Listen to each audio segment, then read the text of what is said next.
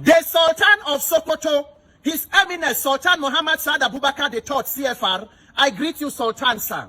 Your Eminence, sir, there is problem. Sultan, sir, the Nigerian youths, your children, need your urgent attention. And our dear Sultan, we are not only calling upon you because you are a traditional leader, but because you are a very senior spiritual leader in Nigeria. In fact, you are the leader of the Nigerian Supreme Council of Islamic Affairs and the leader of the Jamaatul Nasir Islam. Our dear Sultan, sir, Nigerian youths are in crisis. We need an enabling environment for all of us to thrive and live up to our God-given potentials. Our dear Sultan, sir, we cannot afford that our fathers like yourself should be quiet in the face of injustice, insecurity, hunger, and starvation, and all of the problems that are facing and bedeviling your children, sir. We are not only calling upon you as the only Islamic cleric, but also every other Islamic leader in Nigeria. But because you are the father of fathers, we will begin with you and mention some other Islamic leaders in the country. Our dear Sultan, sir, it is the Holy Quran that says, in I think 4 verse 135, he said, believers uphold justice, that we should be bearers of truth, whether it is against us or your parents or your kinsmen, whether it is against the rich or the poor, because Allah is more interested in their welfare than we can ever be.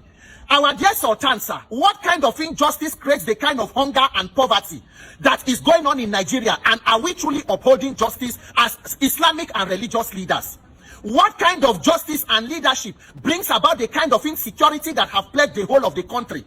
The North, where you are, out since 1960, out of the about 16 presidencies or leaderships we have had, about 10 of them have come from the North. If you remove the former General Yakubu Gowon, who was the only Northern Christian, the rest have been Northern Muslims. Our dear Sultan, how has it translated to the development of the persons and the betterment of the lives of the Northerners?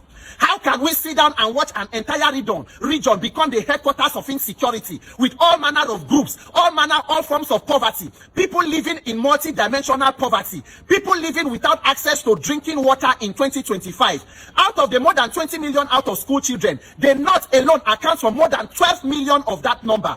Our dear Sultan, sir, are these statistics okay? Is this the kind of justice that we need in this country, that the Holy Quran and Allah has instructed all of us to uphold? That is why we are coming to you, our dear Sultan. We are begging and pleading. The Nigerian youth have gone to drop a petition because we have identified that we need to fix our elections for us to be able to pick competent leaders who have the interest of this nation at heart.